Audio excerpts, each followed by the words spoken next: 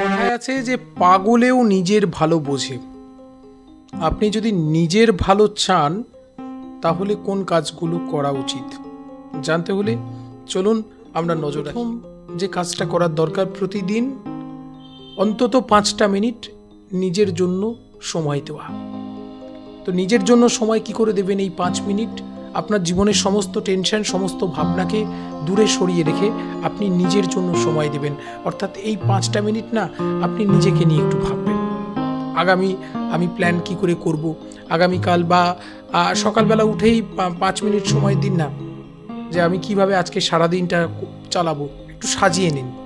এইভাবে চলাটা হোক প্রথমে দিনের শুরুতে। এটা করার জন্য, নিজের জন্য, নিজের ভালোর জন্য আরও যেটা দরকার, আমাদের প্রত্যেকের মনের মধ্যে ময়লা পড়ে, সেগুলোকে ব্রাশ আউট করতে হবে, সেগুলোকে বার করতে হবে। এর জন্য আরেকটি জিনিস দরকার, সেটা হচ্ছে সেলফ রিফ্রেশমেন্টের জন্য যেটা বড় দরকার, সেলফ আগে নিজেকে অ্যানালিসিস করা, আমার ভুলগুলো কোথায়, ময়লাগুলো আগে দেখতে হবে।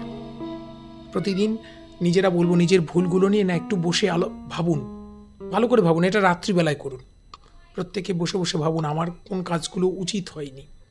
নিজের দোষ তো আমরা দেখি না, খুঁজুন নিজের দোষ। আর সেই দোষগুলো খোঁজার পর এরপরের দরকার সেলফ কাউন্সেলিং, যেটা খুব দরকার।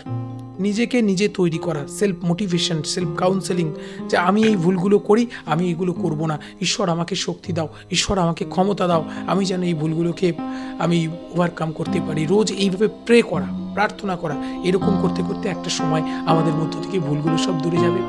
নিজের ভালো অবশ্যই। আচ্ছা, নিজের ভালোর জন্য আরেকটি উপায়, সেটি হচ্ছে রাগ কন্ট্রোল করা। রাগ মানুষকে অন্ধ করে, হঠাৎ রেগে যাওয়া, একটুতেই রেগে যাওয়া, চিৎকার করা, এই সমস্ত অবগুণগুলো আমাদের মধ্যে আছে। তো এগুলো আমরা নিজেরাই চাইলে একটু একটু করে ওভারকাম করতে পারি। তাই এই আসুন, এগুলোকে আমরা নিজেরা চাইতে হবে, তাই না? এটার জন্য সে একই প্রসেস, অ্যানালিসিস, সেলফ অ্যানালিসিস, তারপর সেলফ কারেকশন, তারপর এগিয়ে যাওয়া। তো এগুলো প্রত্যেকে বলবো, আসুন আমরা এগুলোতে মন দিই আর প্রত্যেকে নিজের ভালো নিজেরাই করি। কেউ করবে না। আজকের যুগটা কিন্তু এমনই স্বার্থপর যুগ, কেউ কারো ভালো চায় না, শুধু নিজেকেই নিজের ভালো চাইতে হবে, নিজেকে রেকটিফিকেশন করতে হবে।